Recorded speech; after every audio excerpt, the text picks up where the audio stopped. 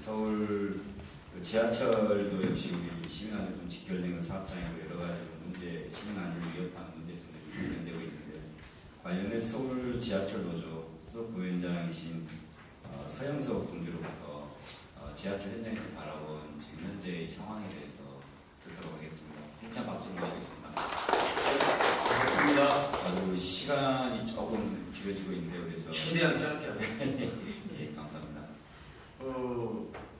앞서서 황정우 위원장께서 철도 전반에 관한 얘기 많이 하셨기 때문에 중복된 얘기를 안 드리고 짧게 하겠습니다. 철도가 이 궤도교통 대량 수송 수단에서 철도가 이제 모체라고 할 수도 있죠. 그게 그 이후에 이제 각 도시에서 이제 지하철들이 생기고 있는데 결국에 6개 별시광역시에 지하철이 있습니다. 지하철인데 철도와 대동소이하지만 좀 더 문제점이라고 할 수 있는 건 혼잡도가 높다는 것이고 또 열차 종일도가 아주 높죠. 앞차하고 뒷차 간격이 한 정거장은 완전 경우 사람이 많이 타고 열차가 바로 붙어 다니고 또 역마다 많은 승객들이 이제 이동하고 승하차하고 함으로 해서 승객의 안전에 관해서는 위험도가 굉장히 높다 이렇게 저희들 보고 있습니다. 이게 이제 시민의 생명이 그만큼 세밀하게 보호돼야 된다 하는 생각인데 저희들은 이제 우리끼리 안전에 관한 얘기할 때 그런 표현을 자주 합니다. 이 지하철엔 이 마귀가 있다. 설마라는 마귀가 있어서 언젠간 사람 생명을 많이 잡아먹을 수도 있다. 조심해야 된다. 이런 얘기 많이 하거든요. 사고 나면 우리도 죽으니 잘하자. 이런 얘기를 합니다. 이 위험도가 높고 많은 사람들이 매일 수백만씩 이용하기 때문에 사실은 안전에 관한 이 지하철에서의 정책 초점은 예방에 철저하게 맞춰져야 됩니다.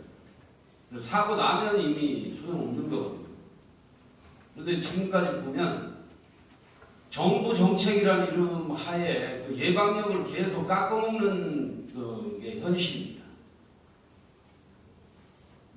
아까 말씀하셨듯이 민영화든 구조조정이든 효율화, 비용 절감 이런 얘기로 계속 예방력을 깎아서 위험도를 높이는 게 정부의 정책입니다.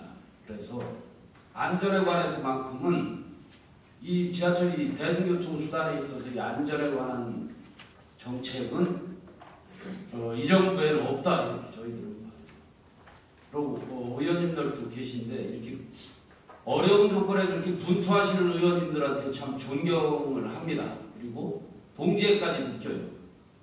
그런데 실제 기성 보수 정치판은 무슨 정당이라고 다르지 않습니다. 정권이야 얼마 전까지만 해도 다른 당이 대통령도 하고 했잖아요. 그때도 똑같았습니다. 그래서 이 안전에 관한 정책은 누구한테 책임을 묻고 누구는 목소리 높이고 할 자격들이 있는가 다 같이 자성을 해야 되지 않나 하는 생각입니다. 이번에 세월호 사고 나면서 진짜 전 국민이 하여튼 비통해했죠. 저희들처럼 이제 이런 이 교통수단에 있는 노동자들은 분노합니다. 분노. 또 똑같은 얘기 또 하고 있다 이 생각을 하는 거예요. 많은 정치인들, 대통령조차 내려가서 위로하고 청와대에서 또 눈물까지 흘려가며 같이 비통한 것처럼 했지만 저희들은 믿지 않습니다. 저 사람들 명확하게 또 시간에 의존하고 있다 하는 생각하고 있어요.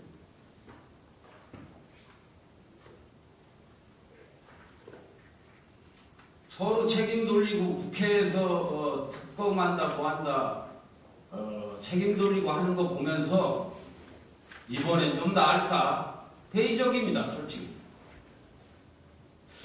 제가 2003년에 대구 지하철 화재 참사 때 진상조사위원으로 가 있었어요. 명확하게 그때 노사 시민사회에서 3자로 구성된 진상조사위원회에서 대책을 낼 때 명확히 다 합의한 것들이 있었습니다. 뒤에 차장만 있었어도 이렇게 많은 사람이 죽지 않았다 하는 거였어요. 차장 하나만 태웠어도 사망자가 총 192명이었는데 열차 밖으로 탈출을 해서 죽은 사람은 10여 명밖에 안 됐습니다. 다 열차 안에서 189명 정도가 나오지도 못하고 다 죽은 겁니다. 뒤에 차장만 있었어도 안 죽을 사람이 죽었다 했었던 거예요. 그래서 조사 결과까지 냈습니다. 차장을 태워서 2인 승무해야 된다. 원래 방화가 저질러졌던 차에는 불행 중 다행으로 기관사 바로 뒷칸에서 방화가 저질러졌어요. 그래서 기관사가 바로 관제에 보고하고 자기가 끌려다가 꺼지지 않고 확산되니까 승객들한테 대피하라고 하고 조치를 했습니다. 그래서 그 차에서는 아무도 안 죽었어요. 그런데 반대쪽에서 들어온 차는 그 불난 지점이 뒤쪽입니다. 연기가 꽉 차서 깜깜한 홈으로 들어온 차 저 앞쪽에 있는 기관사는 이 뒤쪽 상황을 모를 수밖에 없어요. 그러니까 열차를 빨리 출발시키려고 하다가 정전되고 하면서 이제 열차가 죽고 불이 옮겨붙고 하면서 뒤에서 승객들은 어떻게 해야 될지도 모르고 차 안에 앉아있다가 다 죽은 겁니다. 기관사는 이제 뭐 어떻게 돌아가는지도 모르고 깜깜한 연기 속에서 해보다 안 되니까 이제 자기도 나왔는데 죽지 않은 죄로 그 사람은 5년 징역 살고 지금도 우리 알고 있습니다. 아주 어렵게 지내고 있습니다. 그 사람 불운한 거다 이렇게 하지요. 그런데 그 기관사 저 서울 지하철에서 같이 근무하다가 그리 간 사람입니다. 누가 거기 있었으면 더 잘할 수 있었을까? 우리 기관사들 중에 누구도 나는 저렇게 안 할 거야 하는 사람 없습니다. 진상조사 결과는 그 제안을 했었어요.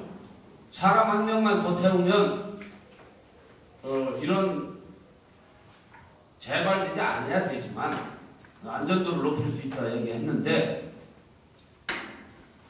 답변이 안전 중요하죠. 중요하지만 정부 정책이 구조조정하라고 하는데 인력 절감, 효율성, 비용 절감 그것도 중요합니다.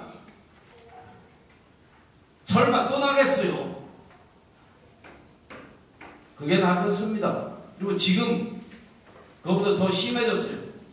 그 당시는 여기에 영무원이라도 한 반에 3명씩 그러니까 낮에 3명 정도 있었고 그 영무원들이 이제 구조하고 뭐 안내방송하고 했었어요. 그리고 지금은 표파는 업무도 다 없애고 승객들은 기계에 가서 자기가 표 사고 영무실에 2명, 1명이 있습니다. 밤에는 무조건 1명이에요. 이 방향은 이제 무인 역사로 운행하겠다고 하고 있습니다. 대구 지하철 앞으로 개통할 3호선은 지금 설계가 그렇게 되어 있습니다. 열차 시스템 무인 운전, 역은 무인 역사. 그래서 승객들은 알아서 돈 내고 타라 이렇게 가고 있어요. 이게 지금 현재 정책입니다. 대구 지하철은 그 많은 사람이 죽고 나서 그때도 지금처럼 충격적이었습니다. 기억나실 거예요. 다시는 이래서는 안 된다 해가며 그때 대통령 노무현 대통령이었습니다. 물론 화재 때는 당선자 신분이었고요. 우리 많은 기대들을 했어요. 그래도 과거와는 달리 이 정권에선 좀 더 제대로 조치를 하지 않을까 하고 노동조합도 많은 노력을 했습니다. 그런데 결과는 지금 아까 말씀드린 대로 같고요.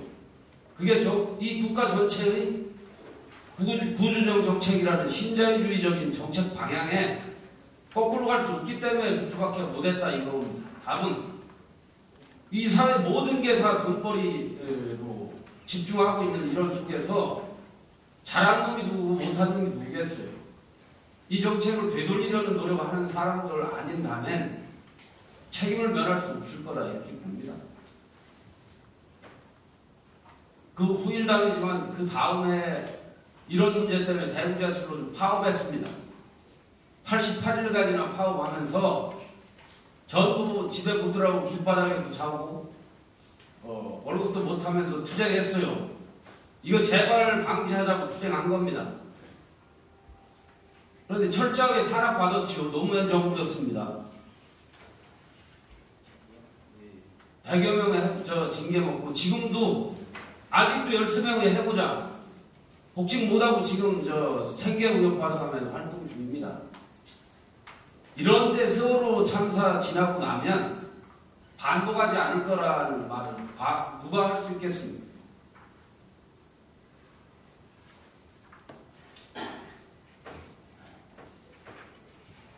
관련된 내용들은 여기 쭉 적은 걸 좀 참고를 하시고요.